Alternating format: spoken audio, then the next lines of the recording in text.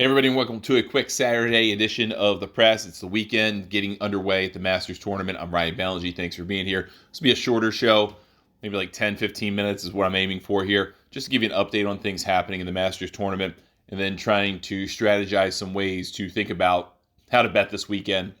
As I mentioned, your live opportunities are best on Thursday evening. So, if you went in and got one of the 13 players that shot 70 or better, you're probably feeling pretty good right now. You've got a number of them here, part of the leaderboard heading into the weekend. But I think you also have a great opportunity today to do some live betting, and you can do it before the leaders tee off. I would not recommend that as much, although you could take your chances here, right? And I'm fine with that. But then also kind of as we get toward the later stages of the afternoon, trying to identify the 4 players that are going to be in the final 2 groups. I mean, typically the winner of the Masters comes from the final group on Sunday. It just kind of tends to work out that way. But really comes from the last 2 groups. It very rarely does. So we got to think about that. And you got to kind of make your mind up about them quickly before you probably get to 13. Get through 12 and then make your choice, right? Because then you got par 5s. You can decide whether you think they're going to make birdies or eagles or whatever. But you got to make your choices then and there. And then at that point, I think that's kind of where you shut it down, because I don't think the way the leaderboard is set up, I don't think we're looking at a scenario where you're going to get someone who comes from way, way, way behind to win this thing. If you look at the leaderboard, you got your final pairing, Homa and DeChambeau, -6.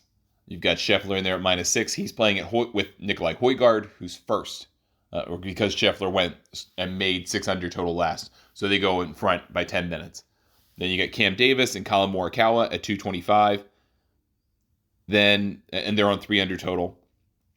Then you've got Ludwig Åberg at 2 under par. He's the only 2 under. And then you've got your 1 unders in Matthew Pavon and Cameron Young and Tommy Fleetwood. And I think a lot of people are thinking about Cam Smith as well. So, he's a guy kind of sitting in there. I mean, he's sitting there at 1 under, so he's 5 back. That's not a ton. That's not crazy to come. That's not the biggest comeback, I don't think, in Masters history through 36 holes.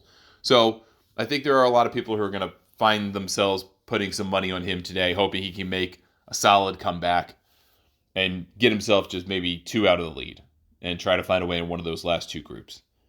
And I think that's fair. I mean, he shot 72 yesterday in very difficult conditions. That is absolutely to be commended. If you shot 72 or less yesterday, you did an incredible job.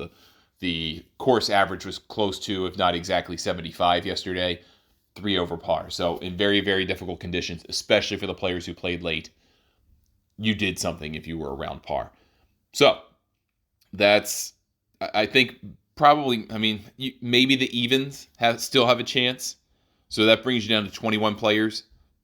Again, we talked about the importance of history and that the top 11 in ties are the ones who have the chance to win after Thursday. And I still very much believe in that. But you also have to consider that wind was crazy yesterday, so that kind of changed things a little bit. It still looks like it's pretty difficult to score today, just the early returns. Again, we're recording this about 12:45 in the afternoon. And you're looking at players on the golf course. Luke List, of anyone who's gotten to the second 9, is having an impressive round. He's 3 under through 13 holes. Hideki Matsuyama's had a nice comeback day today. He was fortunate to make the cut. Thank you to Justin Thomas for moving the cut line. But he's 2 under through 15 on his day. Ricky Fowler is 1 under through 14 on his day. I mean, there are not a lot of players who are scoring particularly well on this golf course today. It's going to be difficult to score. It sounds like it's windier than people expected it to be. The weather forecast called for something closer to 5 to 10 miles per hour. Looks like maybe we're getting more like 10 to 15. So that still is it's not yesterday, but it still is substantial. And I think you've got to kind of decide based on that who you like. Now, I put a tweet out there saying I like Colin Morikawa. He's 12-1 right now. He's 3 back of the lead. He's one of the final 3 groups. He's won 2 majors before. I mean, if you look at the players on this leaderboard, You've got Max Homa, who's never won a major. He just had his first top 10 in a major. I'm not saying he can't win. I'm just saying in terms of experience. Bryson's won a major championship, won the 2020 U.S. Open. He's never really had a ton of success on this golf course until the last couple of years. Shot a 66 in the opener, missed the cut. Shot 65 here, shot 73 yesterday in difficult conditions. I don't think he is built to handle the wind as well as maybe a Homa or a Scheffler. I know Scheffler hits it pretty high, but he can flight his iron shots a little bit better, I think, than DeChambeau. DeChambeau likes to play a high baby draw. That could be a concern if the wind does pop up a little bit. Morikawa has won in difficult scoring conditions between the TPC Harding Park PGA Championship and winning the Open.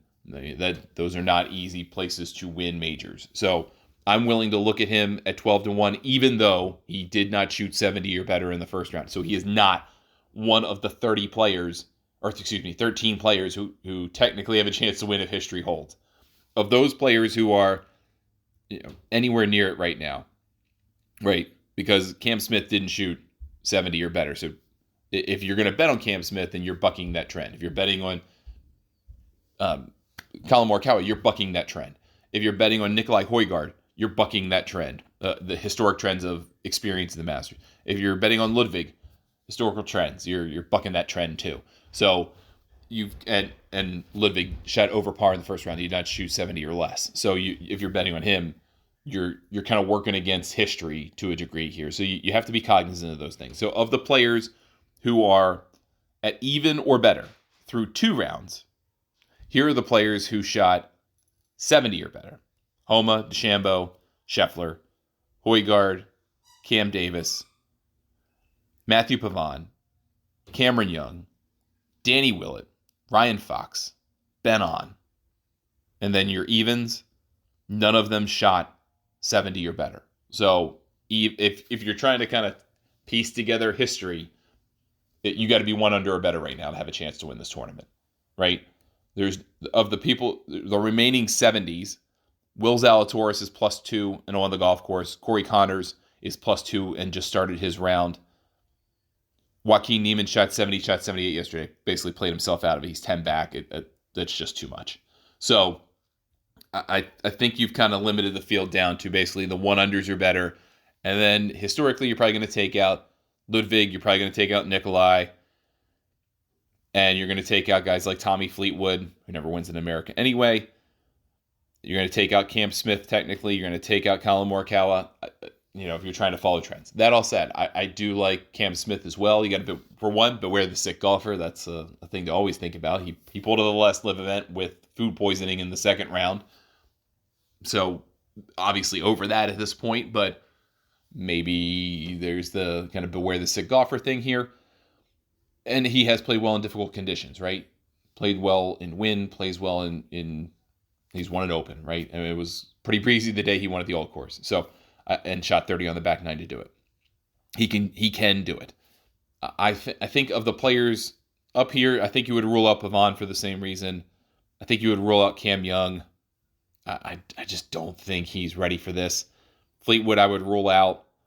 I don't think I would rule out Danny Willett quite yet. I mean, he had a shoulder injury that's basically prevented him from playing until this tournament, which is pretty remarkable. He came out at 68. Ryan Fox, I do not think he's going to thrive particularly well today, not because I don't think his game can fit. I just think the pressure of the situation might be a little bit much. Same for Ben On.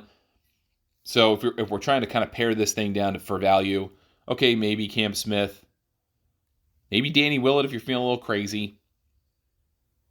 Morikawa I do like. Cam Davis, I do like his position because he had a lot of rest. He had a significant more amount of rest than the other players at late tee time. So that stuff does kind of add up. It does kind of help. He's never really found himself quite in this position before. So that may be a little overwhelming. I think I would probably stay away from that. And I'm going to stay away from Nikolai just because I don't think he has enough experience at this stage of the Masters yet. And eventually, he will be a guy I think can win a major, maybe 2. So maybe take him out of it. And that all said, you got to look at what the market's telling you, right? So you've got Scotty Scheffler +120. You've got Bryson at 4.5 to 1, 9 to 2, depending on how you think about it. You got Max at 5 to 1. And I thought I saw him at 6-1, so he may have been bet here a little bit. Max has all of the other kind of rubric check marks over the years of Masters winners that we talked about earlier in the week.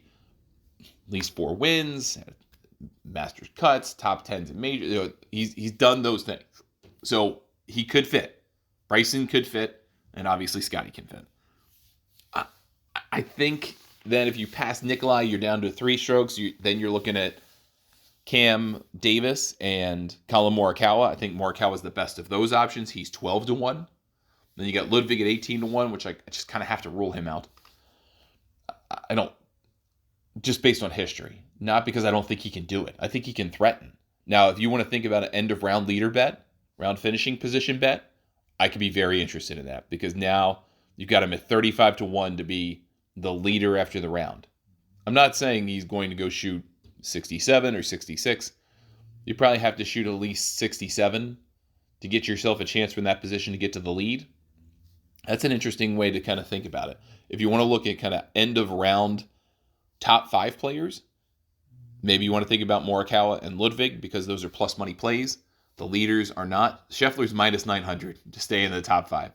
Interestingly enough, Homa and DeChambeau are both minus 330. So the market, or at least the bookmakers, are thinking way differently of their chances to remain in the top 5 after today. I do find that interesting and kind of compelling. Maybe you want to consider looking at like a Ryan Fox or Ben On to jump up into that top 5. Maybe a Patrick Reed, 9-1. Maybe he has a good day from that even position, gets into 4 under, and that's good enough to get to the top 5. So those might be interesting ways to play those even guys, those guys that even. If you think one of them is going to have a good day today, Danny Willett is 14, plus 1,400 to be in the top 5 after today's round. That's right now 2 strokes away. So, and you do have dead heat rules probably in effect. Consider that. I think that's at least worth a look at. But maybe you want to play Ludwig. Maybe if you don't think he's going to win, but you want to have a little Ludwig sweat, plus 3,500 to be in the lead at the end of the round. I can absolutely see that happening, and then he realizes the gravity of the situation, and we see what happens from there. Other than that, I didn't really look up at any matchups today. Most of them are on the course anyhow. Sepp Straka is interesting to me. I think he can beat Matt Fitzpatrick today, plus 145. That starts in 15 minutes, so you're not even going to probably catch that by the time you get to this. A couple late tee time matchups, maybe. Cam Davis, plus 170 against Colin Morikawa, minus 205. Those are horrible odds. Scheffler to beat Højgaard is not good. That actually might be kind of interesting, too, because if Scheffler shoots even par and Højgaard shoots like 1 under, that could be a tight one. That could be actually a worthwhile play. So that's just kind of where I am on things right now. Not playing anything live hole props, live hole-in-one stuff. Nope, no, I don't want any of that. Just thinking about the tournament at this point. I did have a Bryson bet on first round leader, 3 holes in. I should have done it 2 holes in. I kind of had the feeling it would have been 18-1 instead of 9-1, but hey, it is what it is. So we've got a little free money to play with here over the course of the weekend. May drop in a couple of bets, but we'll see. But they will not be official plays. They will be kind of sprinkles, so to speak. So I hope you have a great weekend of betting. We will try to talk about the same stuff tomorrow morning with everything settled in the 3rd round, knowing what we know about the end game of the tournament, and maybe some matchups there. But I think this is going to be a really interesting day today, and hopefully a profitable one for you, or at least a profitable weekend as we get through the end of the tournament. That's going to do it for me. Get a hold of me, Ryan at the Golf News Net. You can get a hold of me on Twitter, Threads, X, Instagram, and Blue Sky at Ryan Ballingy. And I'm on Facebook and YouTube at Ryan Ballingy Golf. And Golf News Net's on all of those services at the handle Golf News Net. And you can join us at Golf News Net for $40 a year. Become a member at golfnewsnet.com. Talk to you tomorrow. Good luck with all your bets today.